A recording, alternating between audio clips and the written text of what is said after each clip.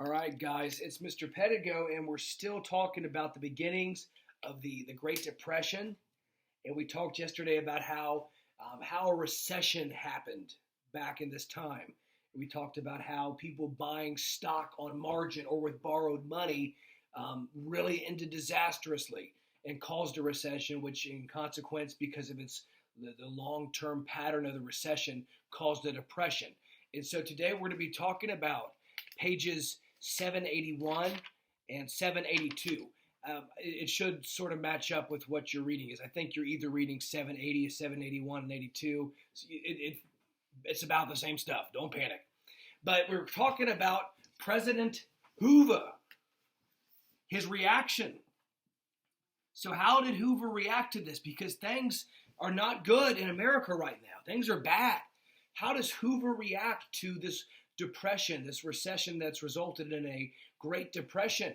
Well, Hoover has kind of a hands-off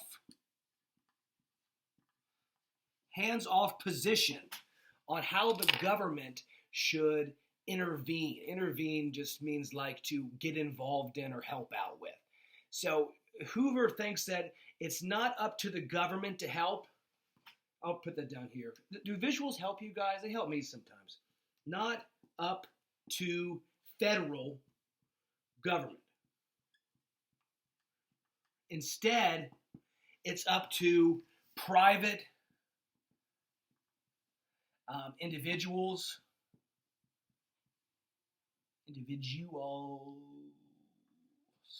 and business and biz to help out.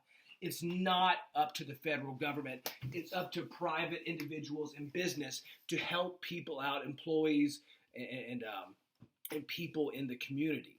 So Hoover doesn't really do a whole lot of government intervention. So that's kind of the opposite of what we've seen happen like in the past couple of months, because you guys have heard about stimulus checks being sent out to individuals. And the government, the federal government today is kind of, at least compared to Hoover, is really trying to, or like I said, compared to Hoover, is trying to help individuals. Hoover was not about that. One of the things that you see happen during Hoover's administration, you read the textbook, people are, rifling through garbage and, looking for food. I mean, people are starving. This is scary, scary times. And what a group of people who gets upset about this, you'll read about it, they call the bonus army. Well, the bonus army, what is the bonus army?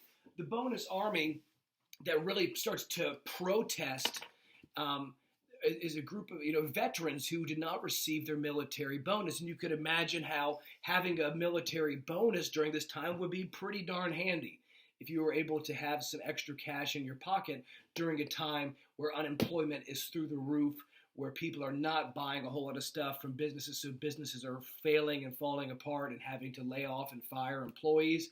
That, if you had a military bonus coming your way, you would want it now, right? And that doesn't happen. And so what happens is the bonus army aggressively starts protesting this, man. You see all about this on page 781. And, World War I veterans and their families, it says, called the bonus army, came to the Capitol in Washington, D.C. to demand early payment of a military bonus. And the government denies this. And so what happens is there's an interesting word you could learn. Draconian.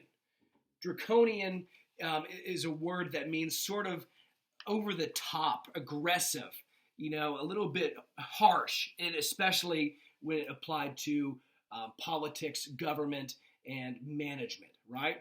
So the Hoover administration responds in sort of a draconian, an aggressive, a harsh way to this, which really outrages a lot of people. The person he kind of, put in charge of this, you got General Douglas Macarthur, right? Now, General Douglas Macarthur is pretty harsh in the way that he deals with these people. I mean, really takes some pretty intense force in dealing with these people demanding their army bonuses early. And they talk about how I think on page 782, or no, I'm sorry, 781, they talk about how they are using tear gas and tanks to subdue these people. You've got to watch a little bit of I'm going to include a small YouTube video that shows you what this nation looked like back then, and what the bonus army looked like when it was marching on Washington. And it's scary the way that the government really uses force to subdue those people and to kind of stamp them out. They talk also about Hoovervilles. Now, Hoovervilles, what's a Hooverville? You guys ever heard of a Hooverville?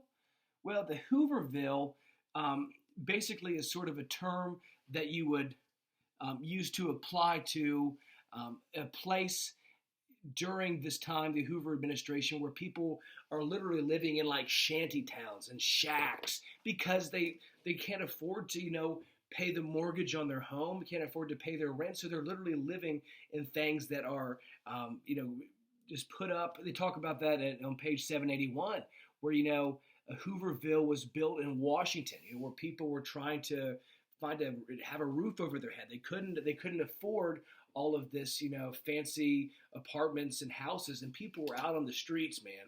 And the takeaway from this, well, how did Hoover respond? He didn't really respond in a way that benefited the people, because he didn't want to have government overreach, having government, giving, today we have these stimulus checks where, your people are getting money in the mail, which is, arguably a very positive thing to do.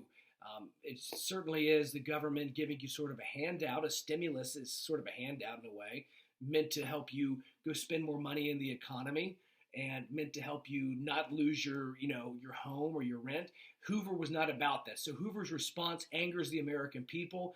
His response to the bonus army, which I just erased, so I'm pointing at nothing, was also very draconian. General Douglas MacArthur's involvement in that was viewed very negatively by the American public. So you're seeing this set up recession, depression, response, and the response is not well met. And so you could see how in the upcoming election, people vote very much based on Hoover screwed up. We do not want Hoover in office again.